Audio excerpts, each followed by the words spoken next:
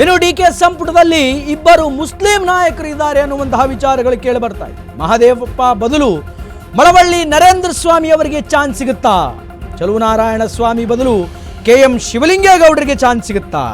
ಬೆಳಗಾವಿಯಿಂದ ಹೆಬ್ಬಾಳ್ಕರ್ ಜೊತೆಗೆ ಲಕ್ಷ್ಮಣ್ ಸವದಿ ಅವರಿಗೂ ಕೂಡ ಚಾನ್ಸ್ ಸಿಗುವಂತಹ ಸಾಧ್ಯತೆಗಳು ಬಹಳ ಹೆಚ್ಚಾಗಿ ಕಾಣ್ತಾ ಇದೆ. ಇನ್ನು ಕೊಪ್ಪಳದ ರಾಯರೆಡ್ಡಿ ಅವರಿಗೂ ಕೂಡ ಚಾನ್ಸ್ ಸಿಗುತ್ತಾ? ಈ ಹಿಂದೆ ಶಿಕ್ಷಣ ಸಚಿವರಾಗಿ ಕಾರ್ಯವನ್ನು ನಿರ್ವಹಿಸಿದಂತಹ ಯಲಬುರ್ಗಾದ ಶಾಸಕ ರಾಯರೆಡ್ಡಿ ಅವರಿಗೂ ಕೂಡ ಚಾನ್ಸ್ ಇದೆನಾ? ಇನ್ನು ಕಿರಿಯ ಪೊನ್ನಪ್ಪಣ್ಣನಿಗೂ ಕೂಡ ಚಾನ್ಸ್ ಸಿಗುತ್ತಾ?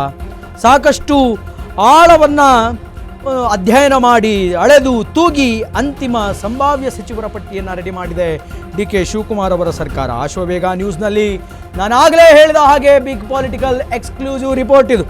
DK ಸಂಪುಟಕ್ಕೆ ಇನ್ನಿಬ್ಬರು ಮುಸ್ಲಿಂ ನಾಯಕರ ಎಂಟ್ರಿ ಆಗುವಂತಹ ಸಾಧ್ಯತೆ ಇದೆ. ಸಂತೋಷ್ ಲಾಡ್ ಮರಾಠ ಸಮುದಾಯದವರು, ದಿನೇಶ್ ಗುಂಡೂರಾವ್ ಅವರು ಬ್ರಾಹ್ಮಣ ಸಮುದಾಯಕ್ಕೆ ಸೇರಿದಂಥವರು, ಅವರಿಗೂ ಕೂಡ ಚಾನ್ಸ್ ಸಿಗುವಂತಹ ಇದೆ. HK ಪಾಟೀಲ್ರು ಗದನ ವಿಧಾನಸಭಾ ಕ್ಷೇತ್ರದ ನಾಯಕರು ಹೌದು ಮತ್ತು ಕಾಂಗ್ರೆಸ್ಸಿನ ಹಿರಿಯ ನಾಯಕರು ಹೌದು, ಲಿಂಗಾಯತ ಸಮುದಾಯದವರು. ಲಕ್ಷ್ಮೀ ಹೆಬ್ಬಾಳ್ಕರ್ ಬೆಳಗಾವಿಯಿಂದ ಲಿಂಗಾಯತ ಸಮುದಾಯ, ಅದರ ಜೊತೆಗೆ KN ರಾಜಣ್ಣ ವಾಲ್ಮೀಕಿ ಸಮುದಾಯ, ST ಸಮುದಾಯಕ್ಕೆ ಒಳಗೊಂಡಂತಹ KN ರಾಜಣ್ಣ ಅವರಿಗೂ ಕೂಡ ಮಂತ್ರಿಗಿರಿ ಸಿಗುವ ಸಾಧ್ಯತೆ ಇದೆ. ಇನ್ನು ಬೆಳಗಾವಿ ಜಿಲ್ಲೆಯಿಂದ ಲಕ್ಷ್ಮಣ್ ಸವದಿ ಲಿಂಗಾಯತ ಸಮುದಾಯ, ಇನ್ನು KM ಶಿವಲಿಂಗೇಗೌಡರು ಒಕ್ಕಲಿಗ ಸಮುದಾಯದ KM ಸಿದ್ದಲಿಂಗೇಗೌಡರಿಗೂ ಕೂಡ ಚಾನ್ಸ್ ಸಿಗುವ ಸಾಧ್ಯತೆ ಇದೆ. MC ಸುಧಾಕರ್ ಒಕ್ಕಲಿಗ ಸಮುದಾಯ, ಮಧು ಬಂಗಾರಪ್ಪ ಈಗಲೂ ಕೂಡ ಶಿಕ್ಷಣ ಸಚಿವರ ಕಾರ್ಯವನ್ನು ನಿರ್ವಹಿಸ್ತಾ ಇದ್ರು ಹಿಂದಕ್ಕೆ ಮಧು ಬಂಗಾರಪ್ಪ, ಬಸವರಾಜ ರಾಯರೆಡ್ಡಿ ಲಿಂಗಾಯತ ಸಮುದಾಯ, ಕೊಪ್ಪಳ ಜಿಲ್ಲೆ ಯಲಬುರ್ಗಾ ವಿಧಾನಸಭಾ ಕ್ಷೇತ್ರ, NS ಪೊನ್ನಣ್ಣ ಕೊಡವ ಇವರಿಗೂ ಕೂಡ ಮಂತ್ರಿಗಿರಿ ಸಿಗುವ ಸಾಧ್ಯತೆ ಇದೆ. ಮಾಂಕಾಳ್ ವೈದ್ಯ ಭಟ್ಕಳ ಜಿಲ್ಲೆಗೆ ಸಂಬಂಧಪಟ್ಟಂತೆ, ಸಲೀಂ ಅಹಮದ್ ಮುಸಲ್ಮಾನ್ ಸಮುದಾಯದವರು, ಸಲೀಂ ಅಹಮದ್, HC ಬಾಲಕೃಷ್ಣ DKಶಿ ಅವರ ಆಪ್ತ ಒಕ್ಕಲಿಗ ಸಮುದಾಯದವರು, ರಿಜ್ವಾನ್ ಹರ್ಷದ್ ಮುಸ್ಲಿಂ ಸಮುದಾಯದವರು, C ಪುಟ್ಟಲಿಂಗ ಶೆಟ್ಟಿ ಉಪ್ಪಾರ ಸಮುದಾಯಕ್ಕೆ ಸೇರಿರುವಂಥವರು, ಇವರಿಗೂ ಕೂಡ ಮಂತ್ರಿಗಿರಿ ಅನ್ನುವಂಥದ್ದು ಬರಬಹುದು. ಶರಣಪ್ಪ ದರ್ಶನಾಪುರ್ ರೆಡ್ಡಿ ಲಿಂಗಾಯತ, ಅಜಯ್ ಸಿಂಗ್ ರಜಪೂತ್ ಸಮುದಾಯದಂತಹ ಅಜಯ್ ಸಿಂಗ್ ಅವರಿಗೂ ಕೂಡ ಮಂತ್ರಿಗಿರಿ ಬರುವಂತಹ ಸಾಧ್ಯತೆ ಇದೆ. HK ಪಾಟೀಲ್ರನ್ನ ಸೀನಿಯರ್ ಅಂತ ಕನ್ಸಿಡರ್ ಮಾಡಿ ಅವರಿಗೆ ಮಂತ್ರಿಗಿರಿ ಅಥವಾ ಸ್ಪೀಕರ್ ಸ್ಥಾನ ಕೊಡುವಂತಹ ಸಾಧ್ಯತೆ ಇದೆ. PM ನರೇಂದ್ರ ಸ್ವಾಮಿ ದಲಿತ ಬಲಗೈ, PM ನರೇಂದ್ರ ಸ್ವಾಮಿ ಅವರಿಗೂ ಕೂಡ ಮಂತ್ರಿಗಿರಿ ಬರುವಂತಹ ಸಾಧ್ಯತೆಗಳಿದೆ. ಒಂದು ಕಡೆ HC ಮಹದೇವಪ್ಪನವರನ್ನ ಕೈಬಿಟ್ಟು ಇವರನ್ನು ತೆಗೆದುಕೊಳ್ಳುವಂತಹ ನರೇಂದ್ರ ಸ್ವಾಮಿ ಅವರನ್ನು ತೆಗೆದುಕೊಳ್ಳುವಂತಹ ಸಾಧ್ಯತೆ ಇದೆ.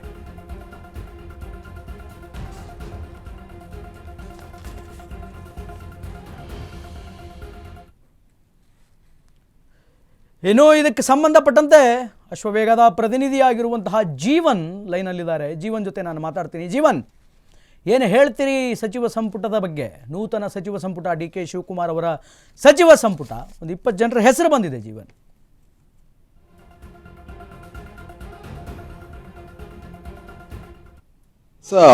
ಶ್ರೀನಿವಾಸ್, ಏನೇ ಒಂದು ಸಂಪುಟದ ವಿಚಾರವಾಗಿ ಜಟಾಪಟಿಗಳು ಇವತ್ತಿನಿಂದ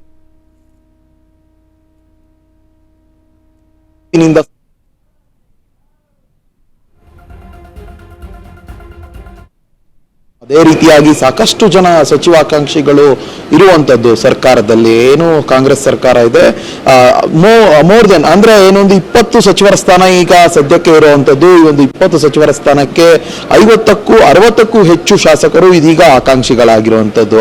ಸದ್ಯ ಇದೊಂದು ತಲೆನೋವಾಗಿ ಪರಿಗಣಿಸಿರುವಂತದ್ದು ಸರ್ಕಾರಕ್ಕೆ. ಆದ್ರೂ ಕೂಡ ಈ ಒಂದು ಎಲ್ಲರನ್ನೂ ಕೂಡ ಒಂದು ವಿಚಾರದಲ್ಲಿ ಎಲ್ಲಾ ಶಾಸಕರಾಗಿರ್ಬೋದು ಎಲ್ಲರನ್ನೂ ಕೂಡ ಒಂದು ಮನವೊಲಿಸುವಂತ ಕಾರ್ಯವನ್ನು ಈಗ DK ಶಿವಕುಮಾರ್ ಅವರ ನೇತೃತ್ವದಲ್ಲಿ ಮಾಡ್ತಾ ಇರುವಂತದ್ದು. ಇನ್ನು ಹೈಕಮಾಂಡ್ ಮಟ್ಟದಲ್ಲೂ ಈ ವಿಚಾರವಾಗಿ ಸಾಕಷ್ಟು ಚರ್ಚೆ ಆಗ್ತಿದೆ. ಯಾಕಂದ್ರೆ ಪ್ರತಿಯೊಬ್ಬ ಶಾಸಕನೂ ಕೂಡ ಸರ್ಕಾರ ರಚನೆಗೆ ಇಂಪಾರ್ಟೆಂಟ್ ಆಗ್ತಾರೆ.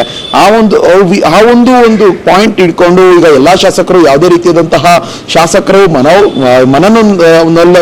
ಮನನಯಿಸ್ಕೊಳ್ದೇ ರೀತಿಯಾಗಿ ಮನವೊಲಿಸುವಂತ ಕಾರ್ಯವನ್ನ ಈಗ ಸರ್ಕಾರ ಮಾಡ್ತಿರುವಂತ. ಅದ್ರ ಜೊತೆಗೆ ಇನ್ನು ಹಿರಿಯ ಶಾಸಕರು ಏನಿದ್ದಾರೆ ಅವರಿಗೆ ಏನೊಂದು ಸಚಿವ ಸ್ಥಾನ ಬೇಕಾಗಿದೆ. ಈ ಒಂದು ಬಾರಿ ಡಿಕೆ ಕ್ಯಾಬಿನೆಟ್ ಅಲ್ಲಿ ಸಚಿವ ಸ್ಥಾನ ಪ್ರಬಲ ಆಕಾಂಕ್ಷಿಗಳು ಅಂತ ಕೆಲವರು ಇರುವಂತದ್ದು. ಇನ್ನು ಅದೇ ರೀತಿಯಾಗಿ ಸಾಕಷ್ಟು ಜನ ಈಗ ಆಕಾಂಕ್ಷಿಗಳ ಕೆಲವೊಂದು ಪಟ್ಟಿಗಳು ನಮ್ಮ ಹತ್ರ ಇರುವಂತದ್ದು. ಏನಂದ್ರೆ ಈಗ ಮೊದಲನೇದಾಗಿ ಇನ್ನು ನರೇಂದ್ರ ಸ್ವಾಮಿ ಆಗಿರ್ಬೋದು, ಈಗ ಸಂತೋಷ್ ಲಾಡ್ ಆಗಿರ್ಬೋದು, ದಿನೇಶ್ ಗುಂಡೂರಾವ್ ಅವರಾಗಿರ್ಬೋದು, HK ಪಾಟೀಲ್ ಆಗಿರ್ಬೋದು, ಲಕ್ಷ್ಮೀ ಹೆಬ್ಬಾಳ್ಕರ್ ಆಗಿರ್ಬೋದು, ಇನ್ನು ಹಿರಿಯ ಮಾಜಿ ಸಚಿವರಾದಂತಹ ರಾಜಣ್ಣ ಅವರಾಗಿರ್ಬೋದು, ಮತ್ತೆ ಕ್ಯಾಬಿನೆಟ್ಗೆ ಬರ್ತಾರೆ ಅನ್ನೋ ಒಂದು ಚರ್ಚೆಗಳು ಇರುವಂತದ್ದು. ಸದ್ಯ ಲಕ್ಷ್ಮಣ್ ಸವದಿ ಇವರು ಕೂಡ ಪ್ರಬಲ ಆಕಾಂಕ್ಷಿ, ಬೆಳಗಾವಿ ಭಾಗದಲ್ಲಿ ಇವರು ಕೂಡ ಪ್ರಬಲ ಆಕಾಂಕ್ಷಿ ಸರ್ಕಾರ ಏನೊಂದು ಕ್ಯಾಬಿನೆಟ್ ಸೇರ್ಕೊಳ್ಳೋದಿಕ್ಕೆ ಅಂತಾನೆ ಹೇಳ್ಬೋದು. ಇನ್ನು ಇದ್ರ ಜೊತೆಗೆ